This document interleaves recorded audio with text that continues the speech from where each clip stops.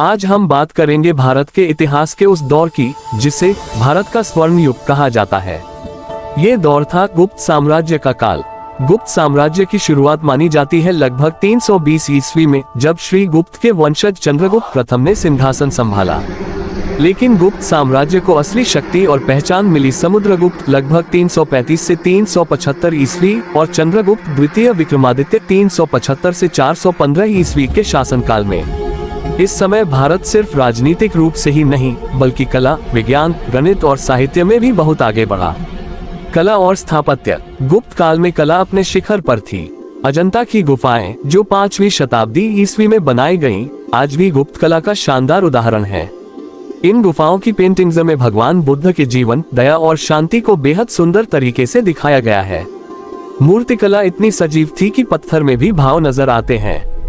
विज्ञान और गणित। गुप्त काल को विज्ञान का स्वर्ण युग भी कहा जाता है। महान गणितज्ञ आर्यभट्ट ने 499 ईस्वी में अपनी प्रसिद्ध पुस्तक आर्यभट्टीय लिखी।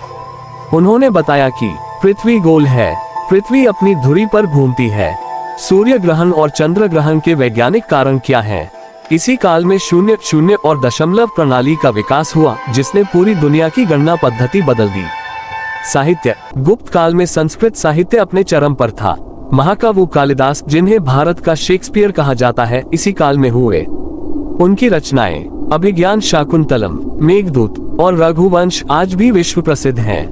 शासन और समाज। गुप्त शासक धार्मिक सहिष्णु थे। हिंदू धर्म के साथ साथ बौद्ध और जैन धर्म को भी संरक्षण मिला। व्यापार, शिक्षा और शांति के कारण जनता समृद्ध थी। गुप्त साम्राज्य का पतन। लगभग 550 ईस्वी के आसपास गुप्त साम्राज्य कमजोर होने लगा। बाहरी आक्रमण, खासकर हुनों के आक्रमण और आंतरिक कमजोरियों के कारण ये स्वर्ण युग धीरे धीरे समाप्त हो गया। दोस्तों, गुप्त साम्राज्य ने भारत को वह पहचान दी जिस पर आज भी हमें गर्व है। कला, विज्ञान और साहित्य में जो नींव गुप्त काल में रखी गई, वही भारत की महान सभ्यता की पहचान बनी।